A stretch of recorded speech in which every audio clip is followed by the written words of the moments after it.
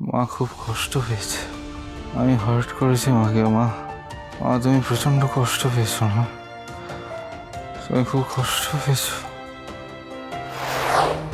এত রাত হয়ে গেল, তাও ছোট সাহেব এখনো ফিরছেন না কেন? অবশ্য এত দূরের রাস্তা, আসতেও তো সময় লাগবে। প্রত্যেক দিন এত দূরে যাতায়াত করার ধকল জানি না ছোট সাহেব সইতে পারবেন কিনা।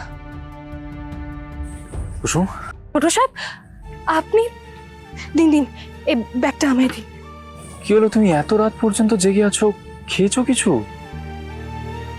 সে কি, এখনো খাওনি কেন? আসলে আজকে যেটা হলো সেটা আমি কুসুম, যা হয়ে গেছে হয়ে গেছে, ওটা আমি ভুলে যেতে চাই, বারবার ওটা মনে করিও না। ওটা নিয়ে আমি কোনো কথাই বলতে চাই না, আমার ভালো লাগছে না। আচ্ছা আচ্ছা ঠিক আছে, আপনি আসুন আমার সাথে, আপনি ঘরে আসুন। আমার এসব করার কোনো ইচ্ছে নেই, এনার্জিও নেই কুসুম।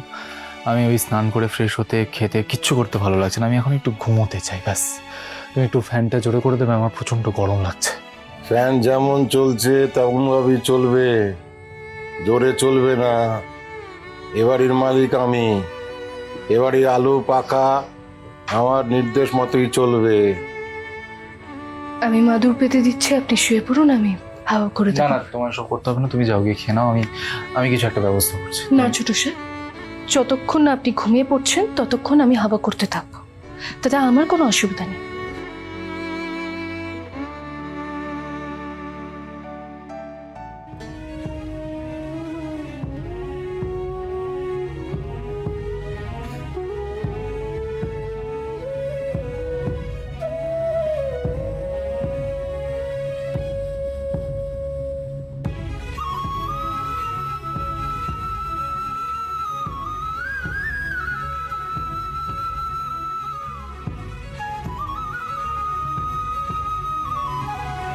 ডেলিভারি বয় হয়ে আমি নিজের বাড়িতেই ডেলিভারি করতে গেলাম। মা খুব কষ্ট পেয়েছে। আমি হার্ট করেছি মাকে। মা মা তুমি প্রচণ্ড কষ্ট পেয়েছো না? তুমি খুব কষ্ট পেয়েছো। ছোট সাহেব এই বিষয়ে কথা বলতে চাইছেন না ঠিকই, কিন্তু এই ঘটনাটা ওনাকে মনে খুব গভীর আঘাত করেছে, তাই ঘুমের মধ্যেও এই কথাই বলছেন উনি।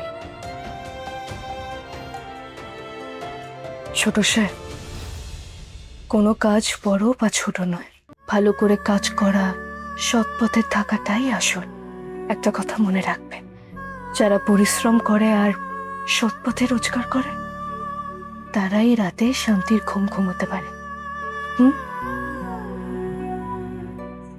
নিজের বাড়িতেই কর্মচারী হিসেবে আসায় ছোট সাহেব খুবই কষ্ট পেয়েছে, আমি খুব ভালো করে জানি। কিন্তু এটাও জানি যে এইসব কষ্ট ও যন্ত্রণা একদিন একদিন ঠিক কমে যাবে। আপনি আবার আপনার বাড়িতে নিজের ঘরে মাথা উঁচু করে থাকবেন, নিজের পুরনো কাজে পুরনো জায়গায় ঠিক ফিরে যাবেন আপনি।